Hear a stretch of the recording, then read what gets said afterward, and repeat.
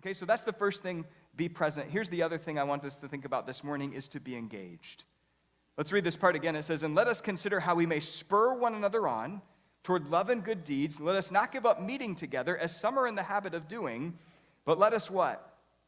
"Let us encourage one another, and all the more as you see the day happening." You see, the author of Hebrews, he's saying to these new Christians, hey guys, when you meet together, don't just be present, do something with your presence. In other words, encourage each other, engage with each other, because we need to remind ourselves of the hope that we have in Jesus, because one day Jesus is coming again. And as we find difficult times in life, we need to constantly remind ourselves of that all the time. You see, you know this here today. It's one thing to be present, but it's a whole other thing to be engaged.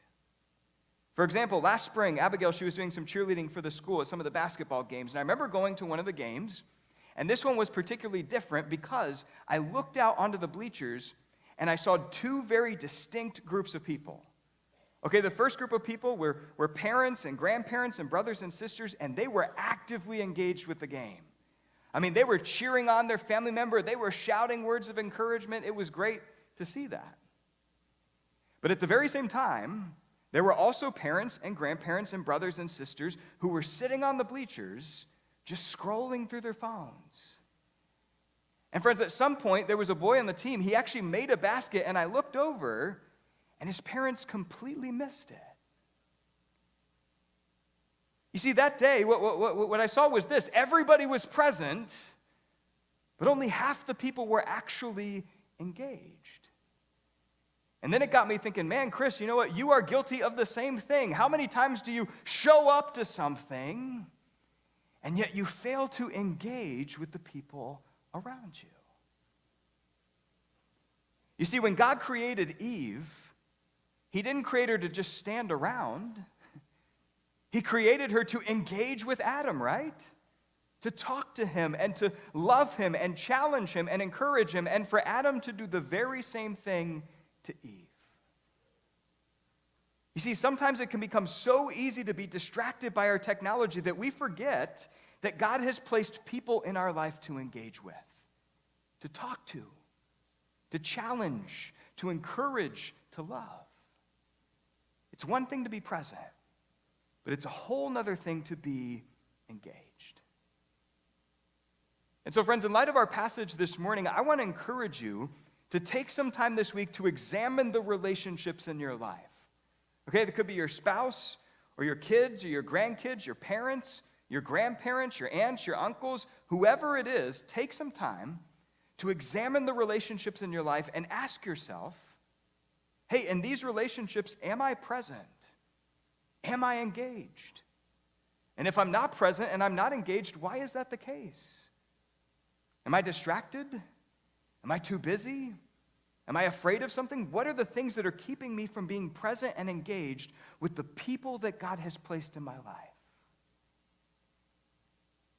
You see, friends, sometimes we don't even see it. All of a sudden, we wake up one day and we think, what in the world? Why do I feel so alone?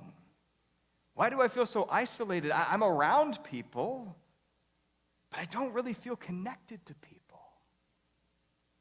And as the author of Hebrews will remind us today, at some point, for some reason, it ended up with one decision. It started with that, but it started to go down this way where all of a sudden, we just stopped being present. We stopped being engaged. We stopped meeting together. But you know what? The good news of the gospel that you and I carry with each and every one of us every single day is that we have a God who does not stop meeting with us. Every day Jesus gives us his grace. Every day he gives us his forgiveness. He gives us his peace. He gives us his love. He gives us his body and his blood. All of these things that Jesus freely gives to us empower us to engage and be present with the people in our lives. And so, I want to encourage you this morning, especially as we get into these holiday seasons, take some time to consider, hey, how can I be present? How can I be engaged with my family, with my friends, with my coworkers, my neighbors, even the communities that I'm a part of, including this church? Because you know what? As the author of Hebrews reminds us today, living a life of wisdom is understanding that we are better together. To Jesus be all the glory and the honor and the praise. Amen?